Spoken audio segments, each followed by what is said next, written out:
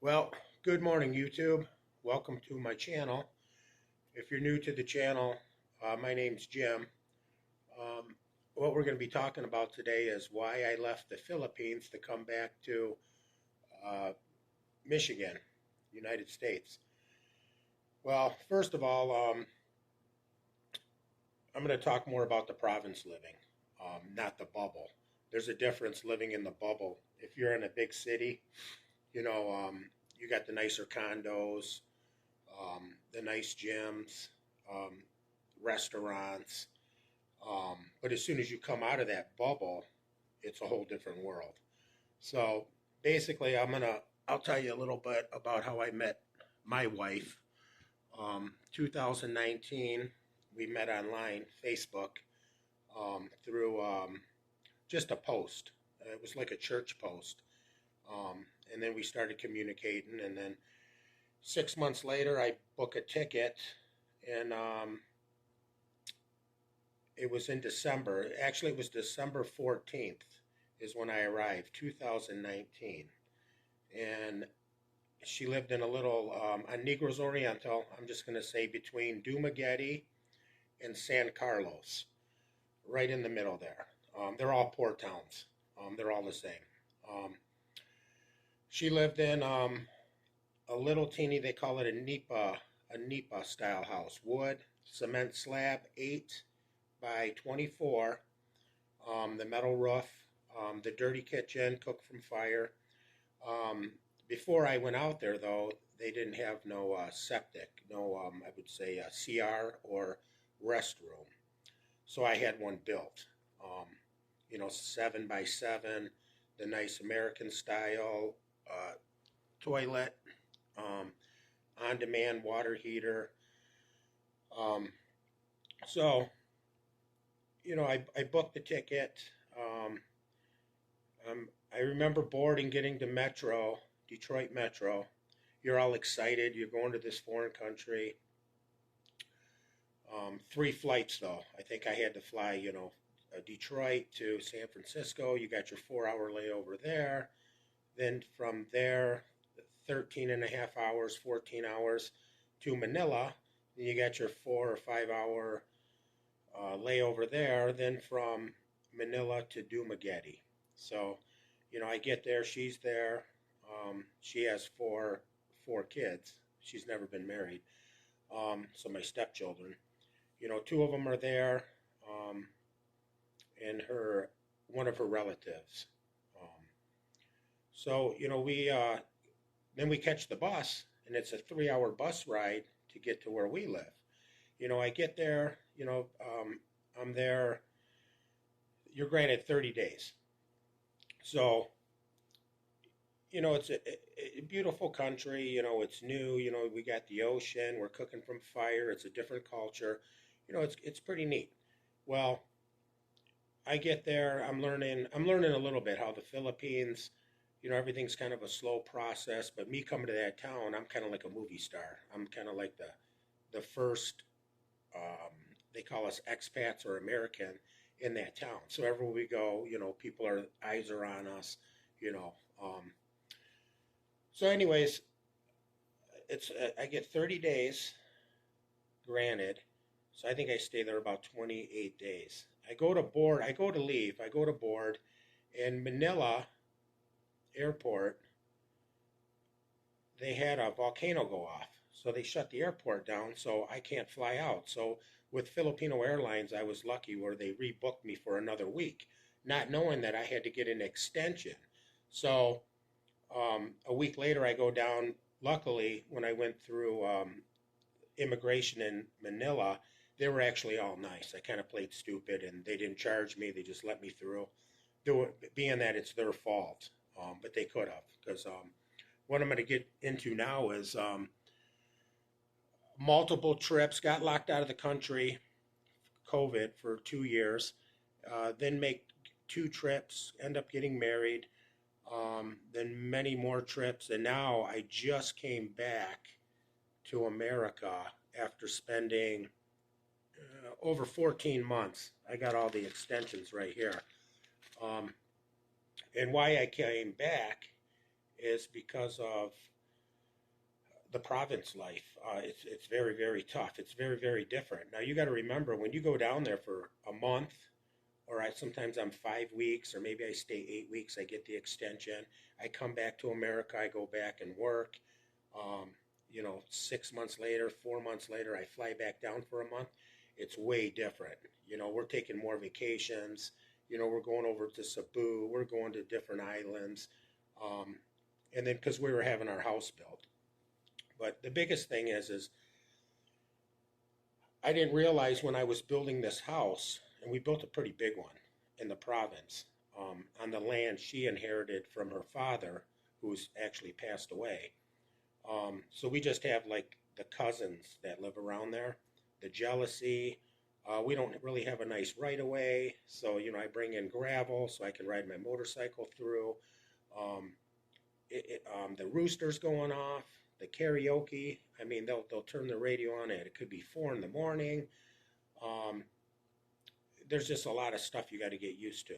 Well, living in the province, I'm not retired yet, so I figured, maybe we'll open something up. Like we really wanted the 7-Eleven, but we were talking and asking a couple of people about it. By the time I go back to America, literally 2 months later, they're already opening up a 7-Eleven in our town. So that, obviously we couldn't do that. So we looked for some places to rent. We found a place. We opened up a mini mart, which is kind of like a little bit better than a sorry store. But we got the show pow, we got the hot dog steamers in there. We're selling frozen foods. We got a laundromat in there. We got a print shop. We got everything. And just to make a long story short, um, it's not going to work. It will not work. Everybody's got a store. Thing is we got 7-Eleven down the road, so we're bringing in the same stuff they're selling. We got the good chocolates. We got the American coffee. But the bottom line is we got the big sign out there where the people can see. But if you're not a franchise, they're not looking. They're driving right by your store. We weren't drawn in, spending 12, 14 hours a day there. We weren't making shit. So long story short, you invest all this money into somebody else's building. They're supposed to pay you back. They don't. There's I'm not going to really get into it, but there's a lot of corruption there. And people say, are you safe in the Philippines? To a certain point. When you're in the province, I just recently came back. I'll do it on another video. My stepson, me and him were walking back home. We're at my Aunt Sorry store. My crooked relatives that like to throw cups over our big fence and nearly hit us. Then you call the police. The police come out to investigate and said, oh no, they said they're sleeping. I'm like, really? They're sleeping? I seen them. So make a long story short, I had confronted the guy. I got so pissed. Told him you need to apologize to my wife. And he basically laughed and did one of these. So I basically slammed him on the ground. And then a couple weeks later, we run into him with his son, two other guys drinking. So a fight breaks out. They're trying to hit me with bottles. But my son gets hit, so he's got to go to the emergency room. 2.5 hour ride. Obviously, it's faster in an ambulance. But he had to have brain surgery, Stuck in the hospital 2.5 weeks. He's back home now doing fine. But he's finally in jail. The son's not in jail. The two other guys aren't in jail. But it just got so stressful down there. There was nothing, we closed down the business, and we moved the laundry to the house because we got to have something to do. And we do got a piggery, like 3 swines. I mean, 10 or 15 swines would be better, but to draw some kind of income, something to do. So to make a long story short, I'm sitting there, you do your chores in the morning. I make breakfast for the kids, lunch. Dexel and I, she feeds the pigs. You water them. Sometimes we'll go for a 2-hour walk in the morning if it's not raining. I don't got a treadmill there, so I end up putting on quite a bit of weight because I couldn't get the exercise in. And then the food, where I live, I can't get lettuce all the time. I can't get my ground beef. It's a different lifestyle. But I was finding myself there was nothing to do. I can't just go to the beach. I mean, I'm not really a beach guy. We don't have surfing on on our side of the island. There's not, there's no waves. But yeah, I just started getting bored. I says, I can't sit here. I'm 53 years old. I go, I enjoy what I do. I'm a carpenter contractor here in Michigan. I go, I'll go back and work for a while. And then, because we've lost so much money. I mean, the people take advantage. I mean, that store, I put all new windows in, doors, built a septic. I put a lot of money into there. Then when we closed down, I got all these refrigerators, freezers, the glass ones, like 7-Eleven or one of the convenience stores would have, stuck at the house. And then people say, oh, just sell them. You can't sell them. If you go to sell them, the people are going to take advantage and go, oh, you must need the money or something. So if you buy something for 20, let's say $500, or it's $1,000, you're lucky to sell it for 200. It's just a different life over there. So, to make a long story short, I know a lot of these people are coming over, and if you stay in the bubble, like for me, Dumaguete, I don't care for Dumaguete. That's not a bubble. It's dirty streets, lots of traffic. They got that boulevard, but all I see is, I'd say 50% of the expats that are coming over are just sitting in the bar drunk. I mean, most of them too. I talked to some people. Some of them are only collecting, let's say if you're in the United States, some are only getting $700, $800, maybe $1,000, $1,200, $1,500 for their Social Security, but they have no other income coming in on top of that. How are you going to live in the United States on that? So, yeah, can you get a place down in Dumaguete, a one-bedroom studio that is nice, and maybe it's got a pool for $150 a month? For sure. Maybe it's 200, but it's way cheaper than America.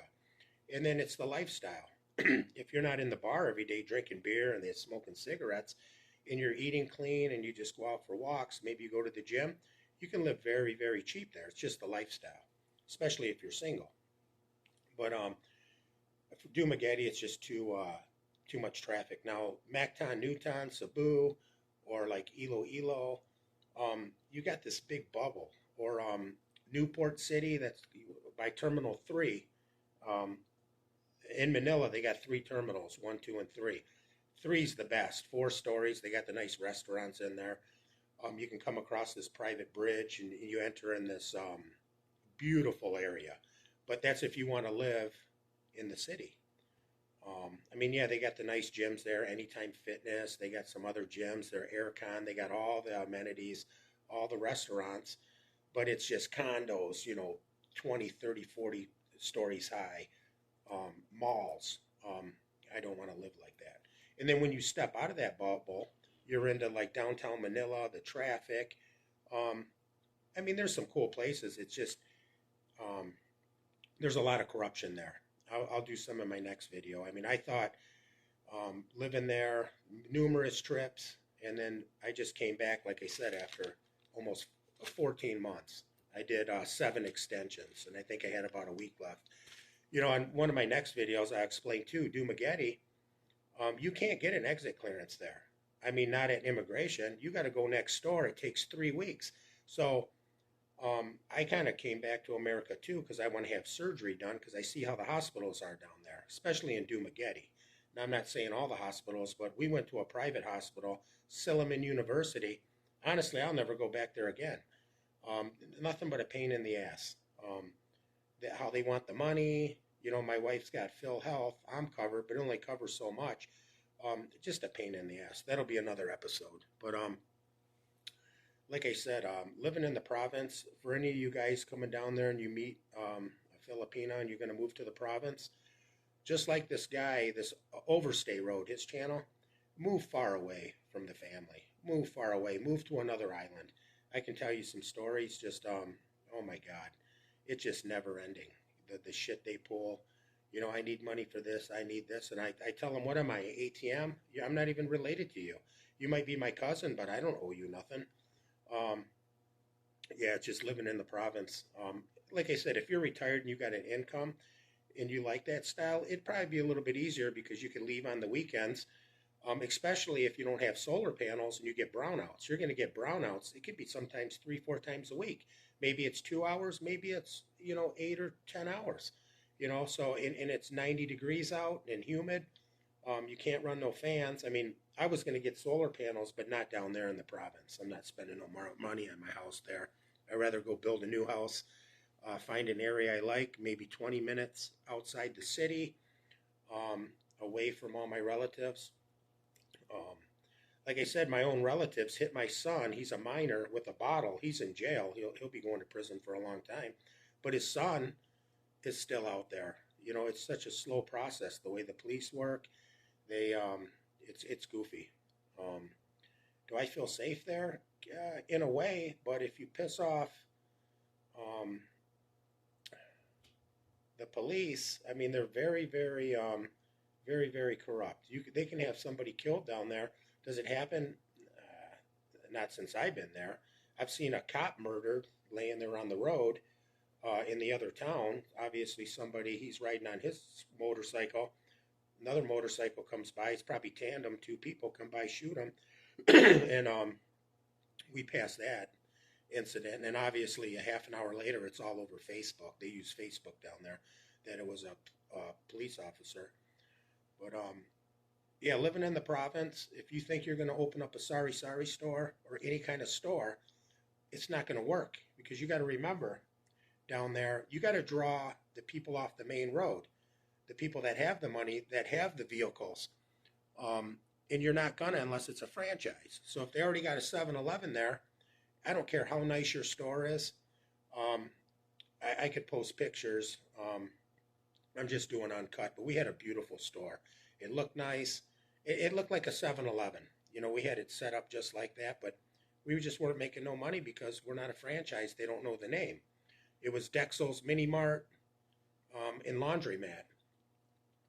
Like I said, it was a one-stop shop. You can come in there, get your printing done.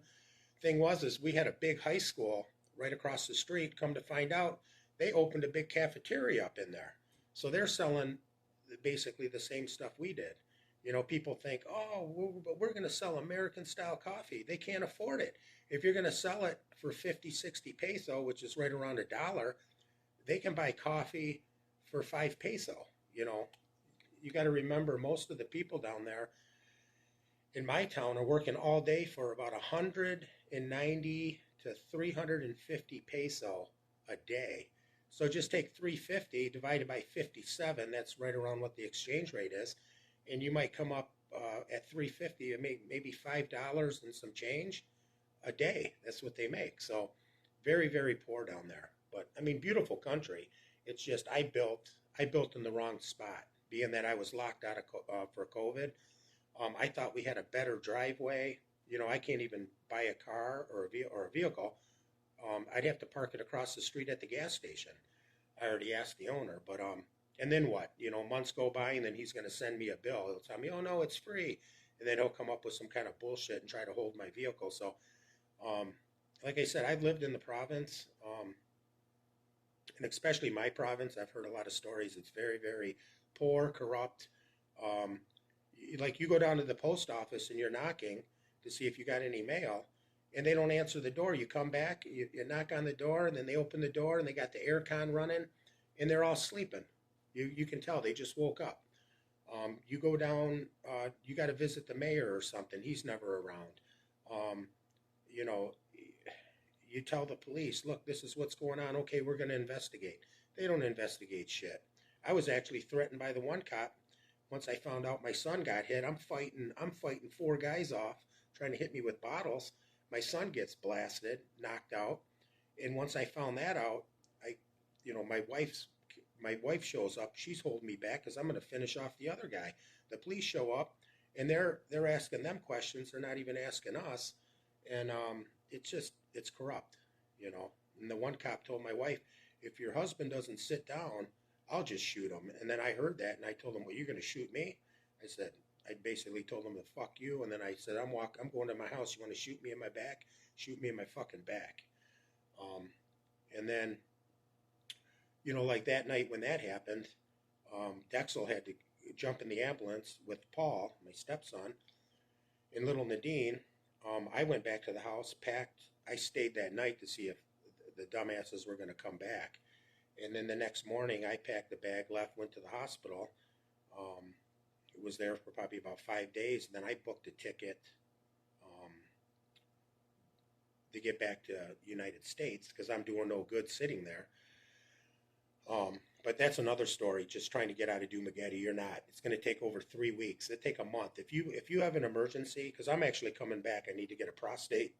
I'll get my prostate work done, shrink it because I'm at that age where I got to go to the bathroom all the time, and I don't trust the hospitals there.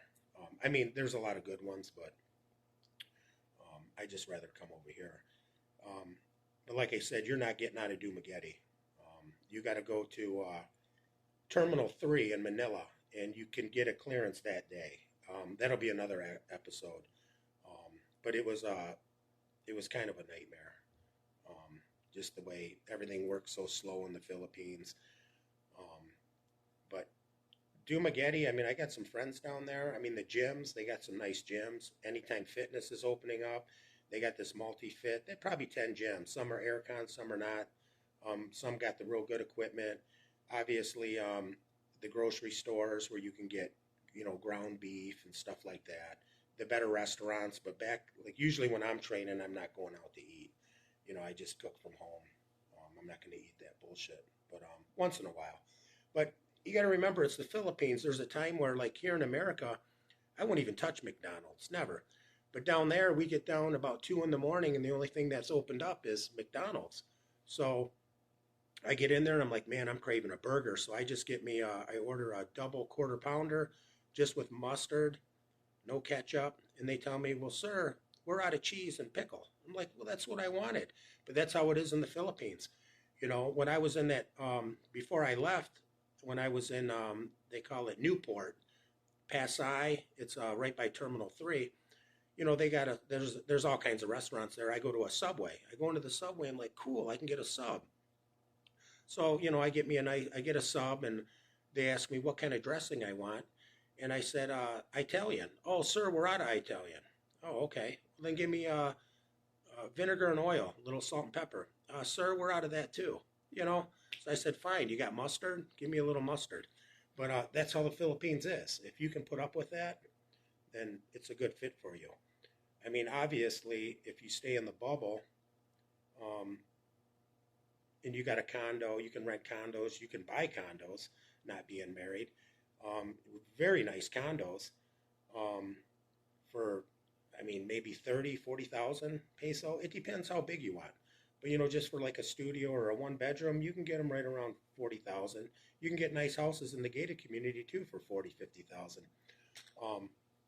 But it depends on what age you're at. You kind of got to be by the bubble because you need to be by a hospital. Where I live, I'm thinking, wow, if I ever had something major like a stroke or a heart attack, I'm 2.5 hours. Maybe the ambulance, they say it goes a little bit quicker. They can get you there in an hour. But I'm thinking 2 hours. I'm not going to make it. So, there's a big consequence to living in the province. It is beautiful, but I mean, you got the roosters going off. You got people playing their karaoke at all times of the night. You can hear. So there's pros and cons. Obviously, finding some land with no neighbors around, building a big fence, a wall, that way wild dogs can't come in. You got your privacy, and then you're 20 minutes from a major city where you can get better products, food, and dental, go to the dentist, the doctors for minor stuff, blood work is a lot better than obviously living in the Philippines. The heat and humidity, you got to have a pool. Where we live, I don't have enough room to put a pool in. But, well, stay tuned. The next, like I said, I'm doing this uncut. I'm not trying to make any money on the YouTube right now. My mind's not into it, but I just figured I would vent a little bit. The next one's going to be on the exit clearances and the immigration in Dumaguete, how they treat you. They treat you like shit. I'm married. I can show you on these receipts. It's going to be another video. How they want to charge more for the fast visa. I always tell them, no, I'll come back in a week and save 1,000 peso. And they argue with me and they say, oh, but you should get it today. And when you do pay for it, they don't mark it down on here. They mark the 1,800 instead of 2,800. So they're pocketing the money. And I got some inside connections. I got a good friend of mine that's Filipino, where his brother works in the immigration in Cebu, and he even said Dumaguete is very, very corrupt. But that'll be another video. But yeah, I hope to see you then. And until then, you guys have a good day.